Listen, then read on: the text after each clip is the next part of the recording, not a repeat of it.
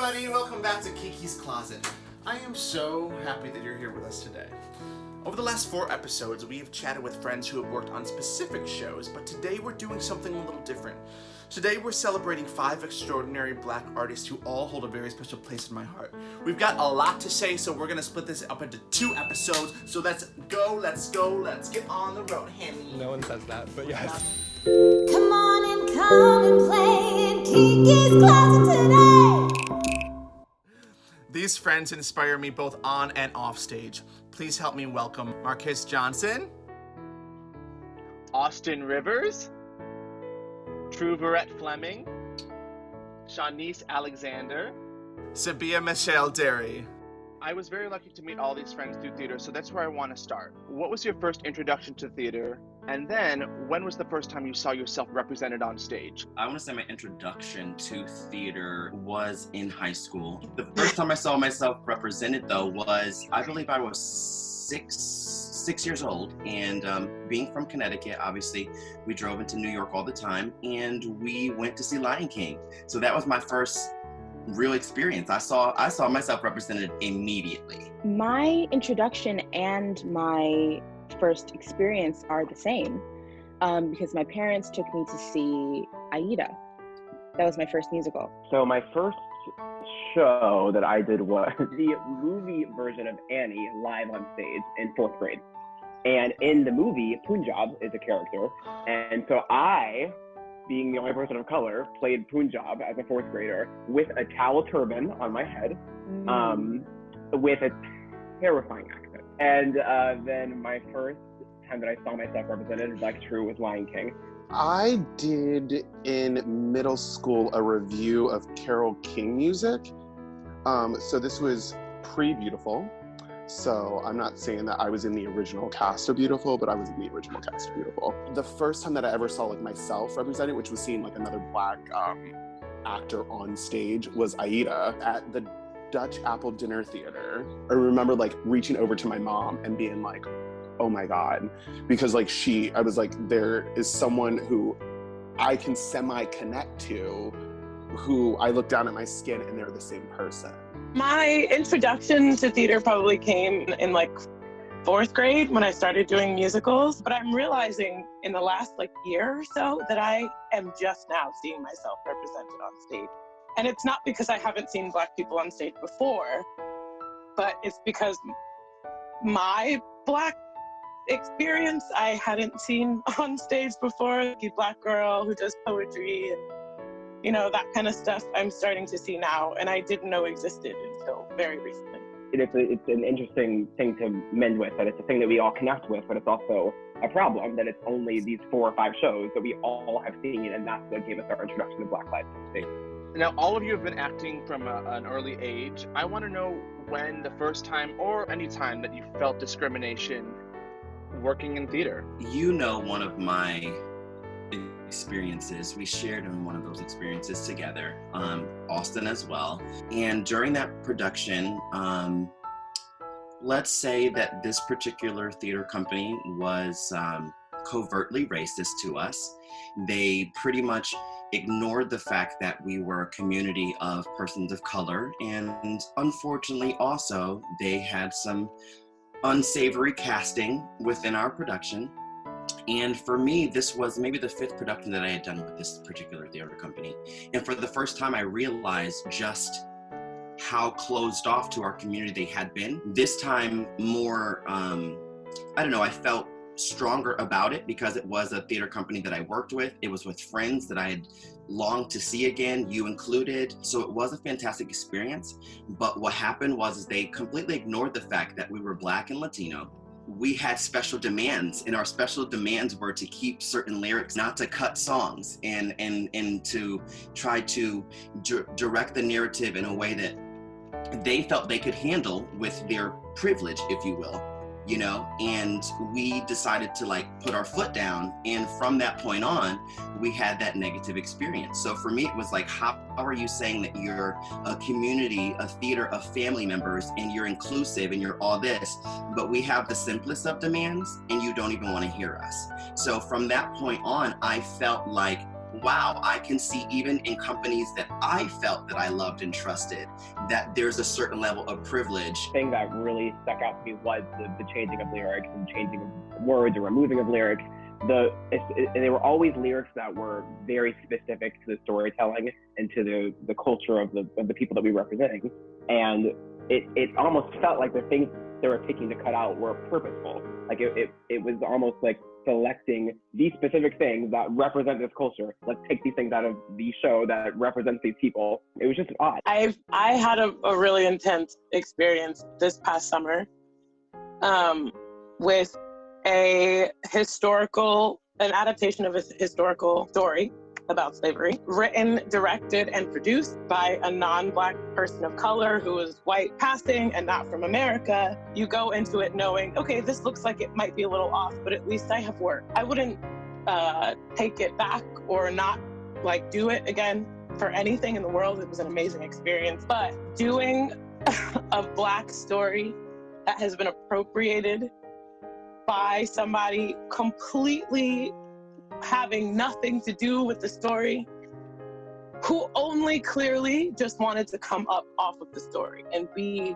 somebody who is championing progressiveness and speaking up for Black people. And, it was so ingenuine. It was plagiarized partially.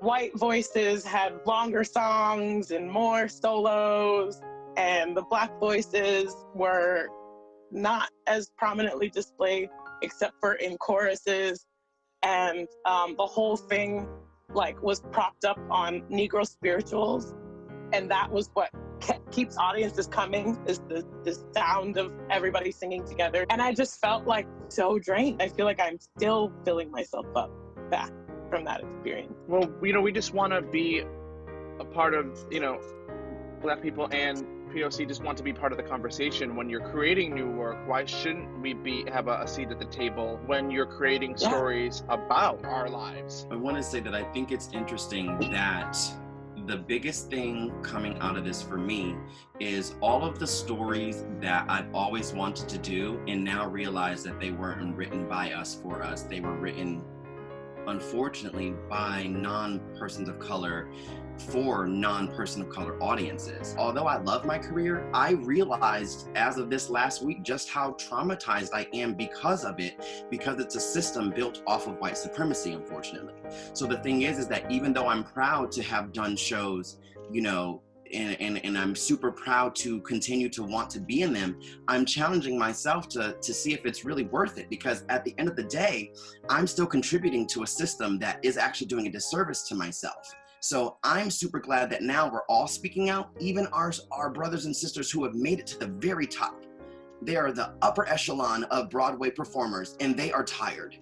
So just imagine us who do regional, who do, dinner theater, who do cruise ships, who do cabarets, who do showcases, who do any of that. We are tired. And that's the point, is that now it's time for our stories to be written by us, for us, to have us be the production teams, to have us be the casting directors, to have us be in every single position, because at this point, the best that we can do is tell stories that aren't even written from us.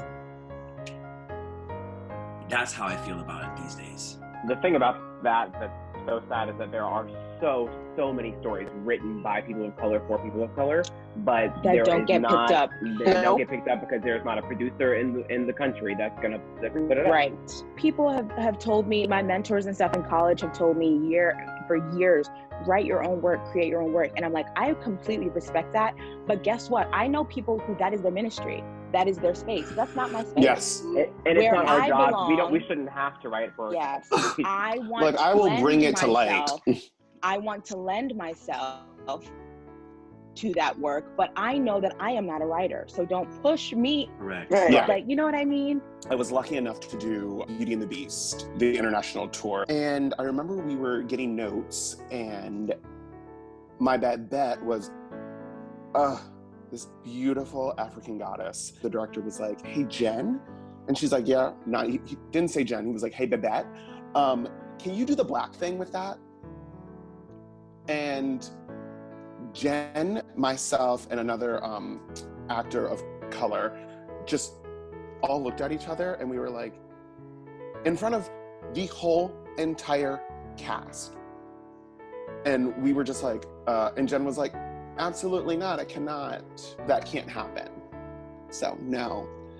And I remember being like, this is where we're at. We can only play the characters that they have for us. And those characters are slave, maid, butler, Friend, the like friend. best friend. Like, Right. I mean, you know what I mean? So it's like, there are those archetypes that we all know and love, right?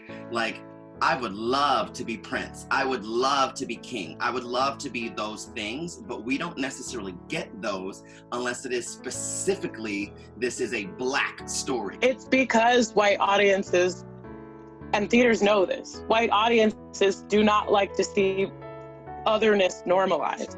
Right. You know what I mean? Like, if you're just a Black person that's just there for no reason, like you're just there because you can be there, then what does that mean about my white world that's only white all the time?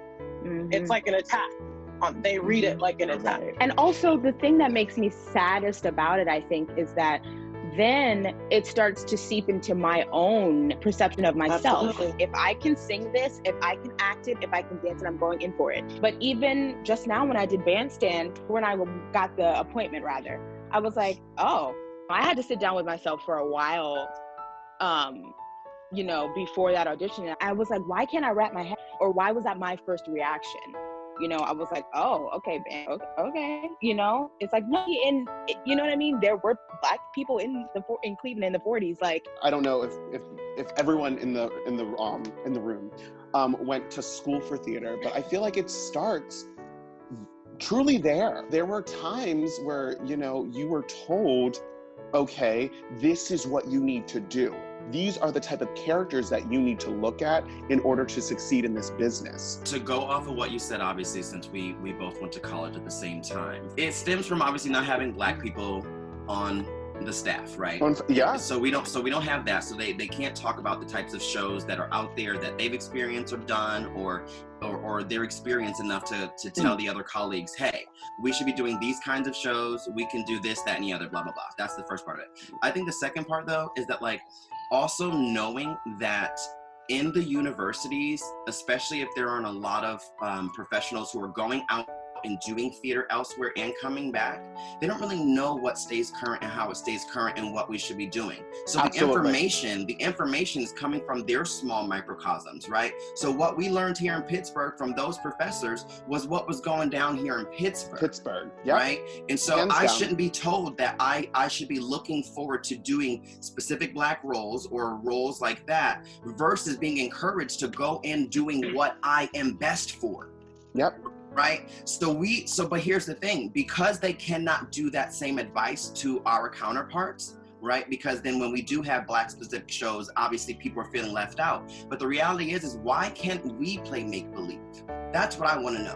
Why can't we play make-believe? Because I can be any of those same characters. That's the first part. Even if there is something that is a race-specific show, why is it that there are never Black people or persons of color that represent that community who are directing, who are producing, who are doing any of that? So it does always go back to just how the systems are created, because Marcus, you said middle school and high school, or you said high school, professional, but even college. So why is it that no matter what level of this industry we're in, there's always going to be some point where we're having to look at ourselves and go, why am I questioning the fact that I should be able to play that role? Because Well, Shanice, you should not have to say that, right? We question, why are we in the room? Is it because they need to fit the quota? Is it because I earned this thing? Or is it because they need us in order to look good? I remember doing that when I book beauty. I remember doing it when I do anything. And from here, we're going to take a little break, but I hope to see you next week as we conclude our episode of Black Artists Matter. Until then, take a moment to look around your neighborhood and community, see if there are any Black-owned businesses that could sure use our support right now. Stay safe. I'm sending you peace and love.